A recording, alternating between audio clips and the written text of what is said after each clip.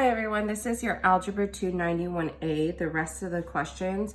I didn't specify a time when you needed to post your questions by, so I am going to actually do the rest of those questions that were not asked, just so if you need help on those, you can hopefully get help on them now, and you can finish the rest of your lesson 91A. This lesson officially needs to be turned into me by Monday. But your questions on 91B actually need to be submitted to me by Monday morning at 9 a.m. So by Monday morning at 9 a.m. in the comments of the first video of 91A questions, you need to have all your questions listed there if you want them to be answered. I will only be answering the questions of the ones that are listed there from now on. So please make sure you guys are listing those questions before 9 a.m. on the day that I will be releasing the video.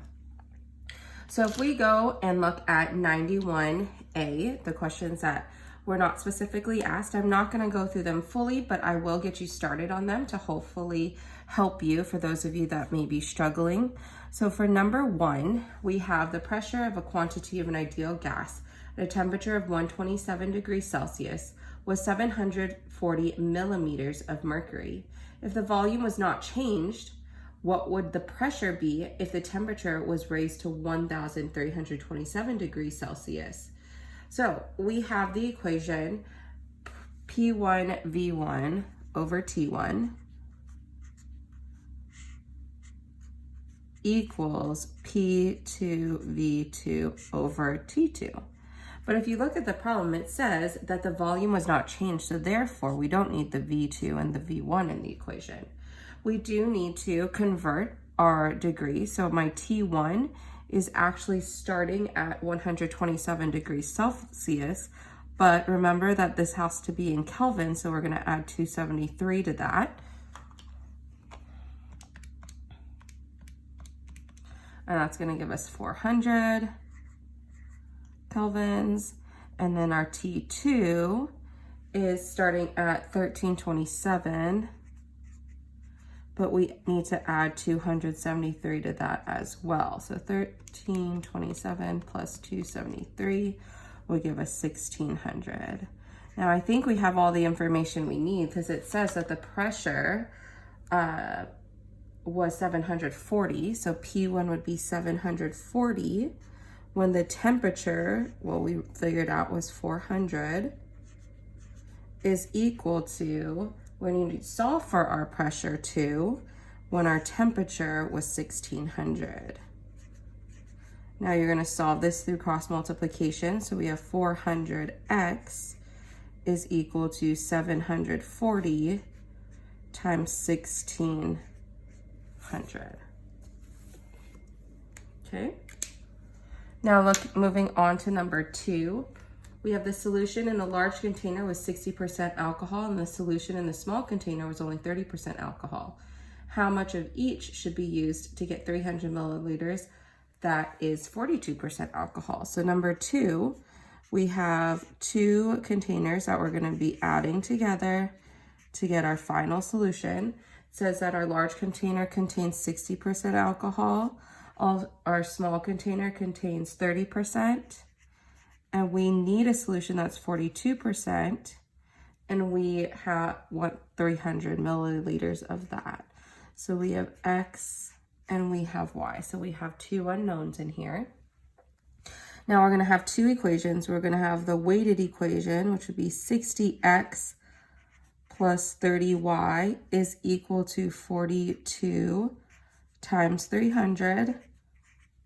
And then we're going to have our other equation, which would be x plus y is equal to 300, our total sum equation.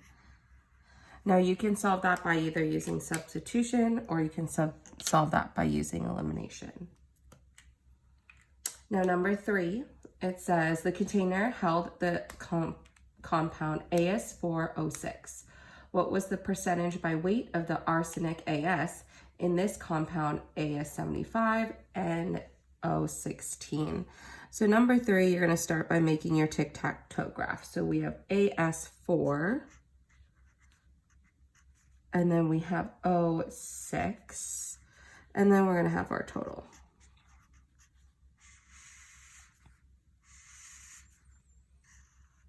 So AS4 would be 75 times 4.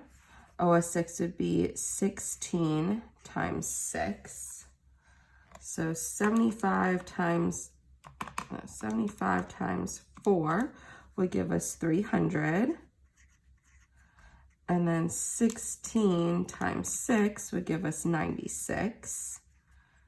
And that would give us a total of 396. Now we're looking for a percentage. So our total percentage is always going to be 100%. But we're looking for the percentage of arsenic, which would be AS. So now to solve, you're going to cross multiply. So 396x is equal to 300 times 100. And that would be your answer. So on all of these, you do need to finish solving them in order for you to get the answer. So now moving on to number 11. Number 11, we have BTD plus 2TD equals 51.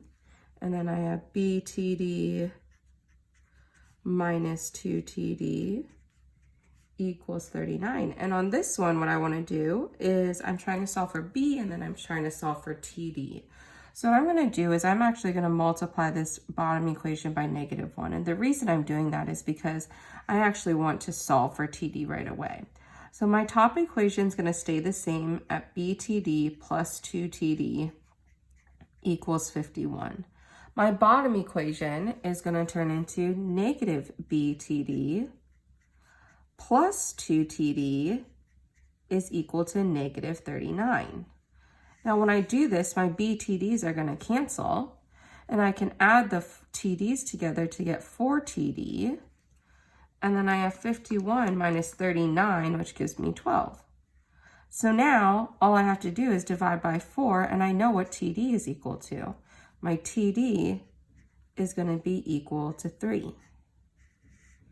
And now I'm going to have you solve for B. So I'll plug it in for you. But if I go to the top equation, I have B times 3 plus 2 times 3 is equal to 51. And that's how you would solve for B. Now moving on, we're going to look at number 13. So number 13, we have XB to the power of 2 minus a. Then I have x to the AB, and that's over x to the AB over 2. So the first thing that I'm going to do is I'm going to multiply this by b, and then I also need to bring this up to the top, which would change the sign from positive to negative. So when I distribute that b, I'm going to end up with x to the 2b minus ab, and then I'll have x to the positive ab, and then I'm going to have x to the negative ab over 2, because again, this power, when it comes up to the top, flips from positive to negative. Now that all my bases are the same, I can actually add my exponents together. So that would be 2b minus ab plus ab minus ab over 2. And what you should see is that the ABs are actually going to cancel, and you are just left with x to the 2b minus ab over 2, and that would be your answer.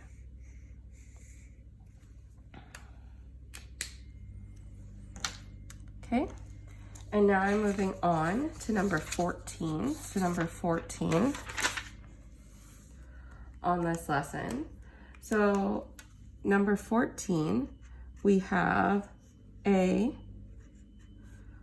over B plus 1 over CX plus 1 over X. Now don't try to do this all in one step. We're going to start by just adding these two fractions in the bottom. This already has a denominator of X, so I want this one to have a denominator of X, so I'm going to multiply top and bottom by X.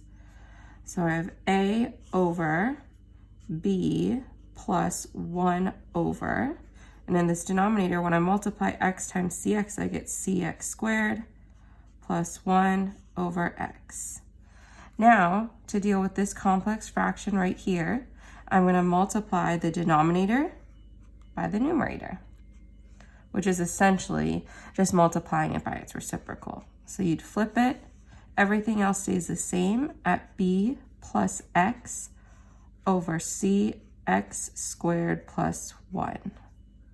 Now we're going to add these two fractions together right here in the denominator. And in order to do that, again, I need a common denominator, which would be cx squared plus 1. So the a in the numerator is going to stay the same, but I'm going to multiply this b times cx squared plus 1. Then I'm going to add it to the already there x, and that's all going to be over cx squared plus 1. Now again, just like on this last one, you're going to multiply the top by the reciprocal, so you end up multiplying the denominator by the numerator.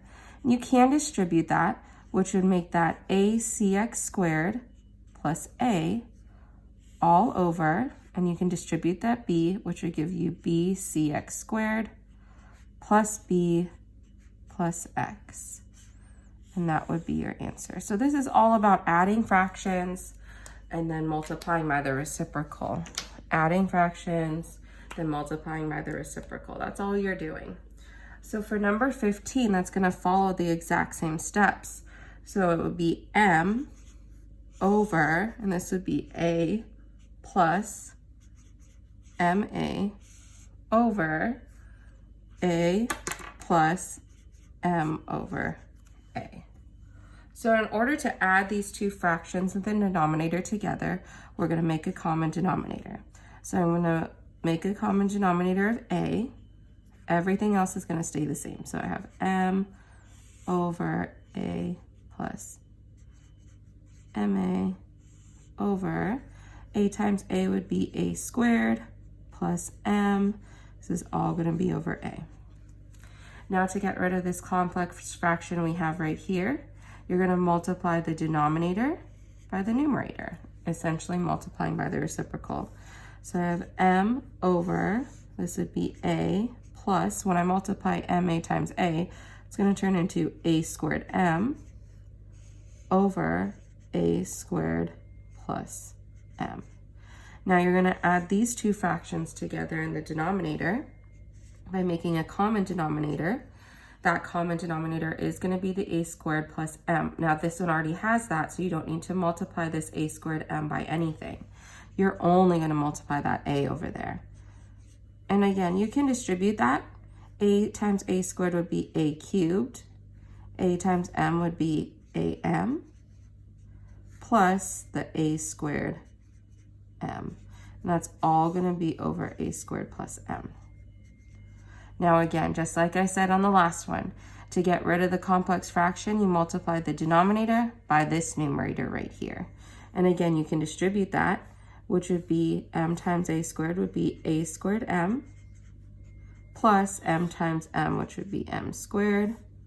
And that's all over this denominator, which will not change, at a cubed plus am plus a squared m. And that would be your answer. So again, this is the video of all of the questions that I did not answer in the first video. The purpose of this is because I didn't give you a timeline for when you needed to give me your questions or by, I just decided to do them all. The first video was all the ones that were already asked. Now I'm not normally going to do this, so you have to post your questions in the comment section by 9 a.m. on the day that I'm going to post the video. So for 91B, all of your questions would need to be posted on the 91A video before 9 a.m. So 9 a.m. on Monday. I hope you guys all have a great weekend, and please don't forget to submit your homework. I hope you all have a great day. Bye.